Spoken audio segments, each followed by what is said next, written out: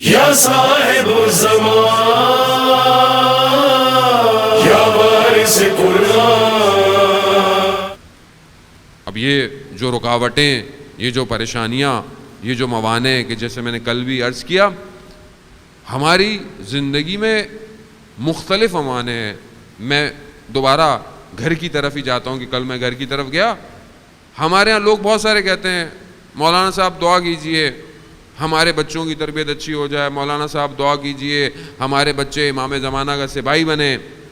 ایک صاحب نے ہمیں دعا کے لیے کہا کہ مولانا دعا کیجئے اللہ ہمیں 4 بیٹے تھے، ہم چاروں کو امام زمانہ کو دیں گے.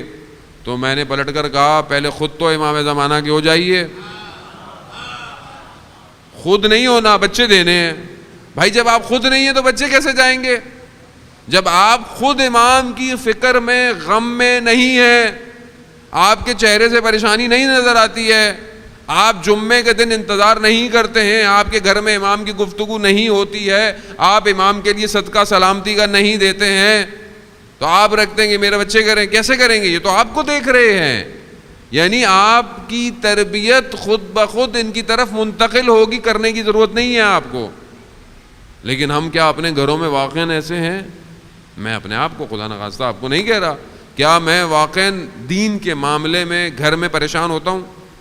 کیا جب نماز کا وقت آتا ہے میں کسی اور چیز کو اہمیت دیتا ہوں یا نماز کو؟ کیا میں گھر میں قرآن کی تلاوت کرتا ہوں کہ میرے بچے دیکھیں کہ ہاں والد محترم والدہ جو ہیں وہ قرآن پڑھ رہی ہیں، مگر یہاں وہ بچے دیکھتے ہیں کہ یہ تو ڈرامے دیکھتے رہتے ہیں ہر وقت بیٹھ کے.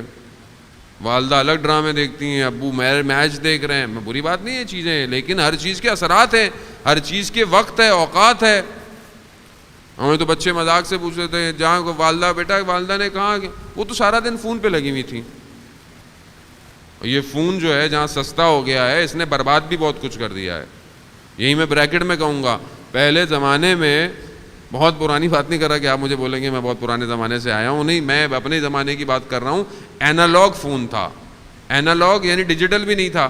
6 نمبر ہوتے تھے فون کے، اور فون بڑی مشکل سے گھر میں، محلے میں، گلی میں، ہر کسی گھر پہ بھی نہیں ہوتا تھا.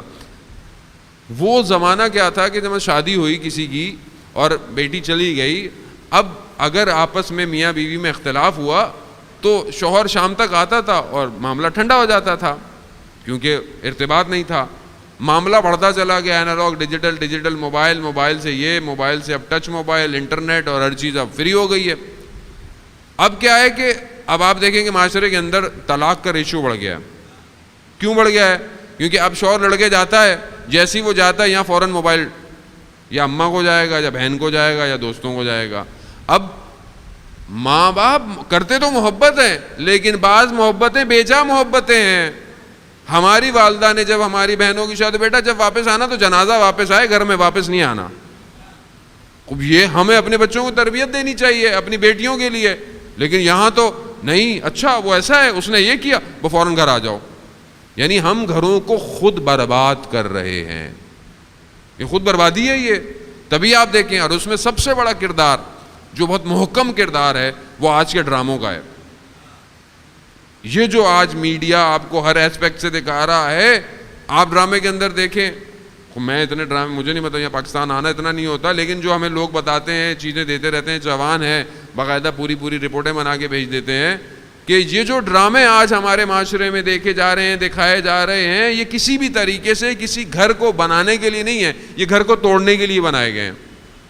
ہمارے ایک دوست ہے رائٹر، ہم نے ان کو بولا کہ آپ فلانے چینل میں آپ اچھی کہانی کیوں نہیں لکھتے، معاشرے کی اصلاح کی بات کیوں نہیں کرتے؟ کہتے ہیں ہم تو بھیجتے ہیں، مگر چینل کہتا ہے کہ کوئی مرچ مسالہ ہی نہیں ہے اس کے اندر. کوئی 2-3 شادیاں دکھاؤ، 2-4 طلاقیں دکھاؤ تو مزہ آئے گا. خوب یہ مزے جان بوجھ کے نہیں ہے، اس کے پیچھے بہت لمبی کہانی ہے کہ میرے پاس وقت نہیں کہ میں اس کو ڈیٹیل سے بیان کروں. لیکن میں آپ کو یاد کروں کہ جو ان پٹ آ رہا ہے باڈی کے اندر، ذہن خود بخود اس پر عمل کر رہے ہیں. یعنی ذہنوں کو کنٹرول کیا جا رہا ہے، اور آپ کو لگتا ہے کہ میں خود کر رہا ہوں، یہ خود ہو رہا ہے. آج معاشرے میں ٹالرنس نہیں ہے، آج کوئی بات سننے کو تیار نہیں ہے، آپ کے برداشت ہی نہیں معاشرے میں. ذرا سی کچھ گزر جائے، گاڑی ادھر ہو جائے، آپ دیکھیں انسان پورا دین برابر کر دیتا ہے باہر نکل کے. یعنی غلطی ہو گئی، انسان ہے. میں کچھ عرصے پہلے آیا، آخری روزہ تھا شاید، میں آیا اور اتنے دنوں کے بعد آیا پاکستان، اور میرے سے بھی غلطی ہوگی، پہلے دن گاڑی لے کے روڈ پہ چلا گیا. مجھے کہیں جانا تھا افطار پہ اور آئیڈیا بھی نہیں تھا، رائٹ ہینڈ لیفٹ ہینڈ کا بھی فرق پڑ جاتا ہے، لیکن سامنے سے ایک موٹر سائیکل والے کو تھوڑی سی ٹچ ہو گئی. اچھا اس بیچارے نے تو کچھ نہیں کہا مجھے، لیکن ساتھ میں برابر میں وہ ان کو ایسا تیش آ گیا کہ تھوڑ. میں نے کہا بھائی کیا ہو گیا ہے؟ کہتے یہ. میں نے کہا میرا بھی روزہ ہے، اس بندے خدا کا بھی روزہ ہوگا، مجھے غلطی ہو گئی میرے سے. وہ ایک دم ٹھنڈے ہو گئے. اب میں بھی وہاں تیش میں آ جاتا اور شروع کر دیتا تو وہاں پہ بات تو کوئی بھی نہیں تھی. ہم معاشرے میں ہمارے ہاں ٹالرنس ختم ہو گیا ہے. اس کی سب سے بڑی وجہ یہ میڈیا ہے، کیونکہ آج ہم گھر میں ایک چینل کو کچھ سیکنڈ سے زیادہ دیکھ نہیں پاتے. یعنی آپ کے ہاتھ میں ریموٹ ہو، اب آپ اس کو دیکھیں کتنی تیزی سے چینج کرتے ہیں. کیوں چینج کرتے ہیں؟ کیونکہ طبیعت کے اندر فشار ہے، تھوڑی دیر نہیں دیکھا جاتا. اور اگر کسی چینل پر اذان آ رہی ہو، قرآن کی تلاوت آ رہی، فوراً چینج کرتے ہیں، اوہ گناہ ملے گا. آپ تو مجھے ایسے دیکھ رہے ہیں کہ میں خلائی اسٹیشن کی باتیں کر رہا ہوں، میں معاشرے کی بات کر رہا ہوں، میں بھی اسی معاشرے کا حصہ ہوں. قرآن نہیں گناہ ملے گا، یعنی قرآن آ رہا ہے نہیں گناہ. کیوں گناہ ملے؟ بھائی قرآن کو سنیں تھوڑی دیر کے لیے، سنیں قرآن کو. قرآن ہی وہ حروف، وہ الفاظ، وہ قرت ہے کہ جو ہمارے وجود کو تسکین دے سکتا ہے. اور باقی چیزیں جس نے فشار پیدا ہو، اس فشار کی وجہ سے آج معاشرے کے اندر آپ دیکھیں کتنی گٹھ جوڑ ہے، کتنا لڑائی ہے، کتنی فساد ہیں، اور ذہن کس طرف پرواز کر رہے ہیں. اور آپ پھر کہتے ہیں کہ جی ہمارے بچے امام زمانہ کو دے دیں. کیسے دیں ان کو؟ ہم خود ظلم کر رہے ہیں ان کے اوپر. ہم خود ان کو پکڑا دیتے ہیں، موبائل، ٹیبلٹ، ہر چیز. یہ بھی انتظار کرتے ہیں ابا گھر کب آئیں گے تو لے لیں موبائل، ان سے لے لیں.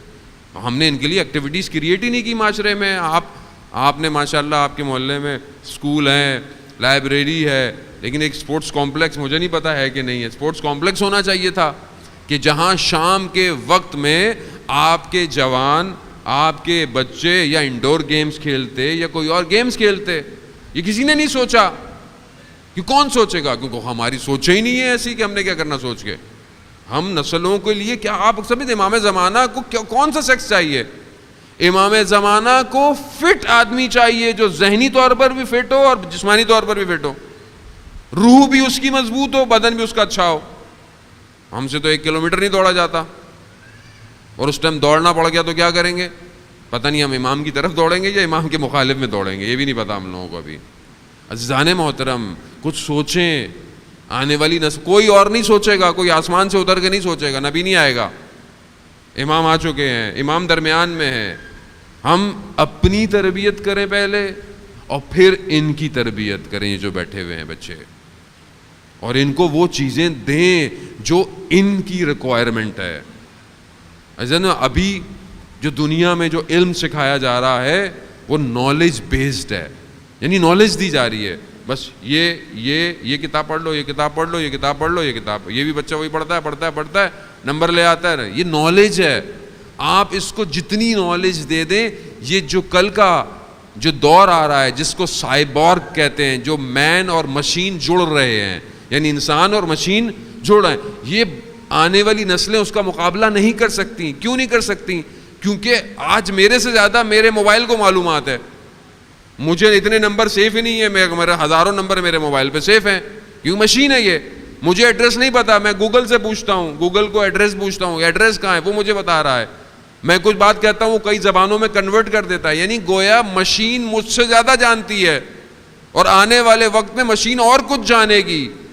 لیکن ایک چیز مشین کے پاس نہیں ہے، نہ کبھی ہو سکتی ہے، اور وہ اخلاق ہے. اخلاق کی تربیت دیں اولادوں کو.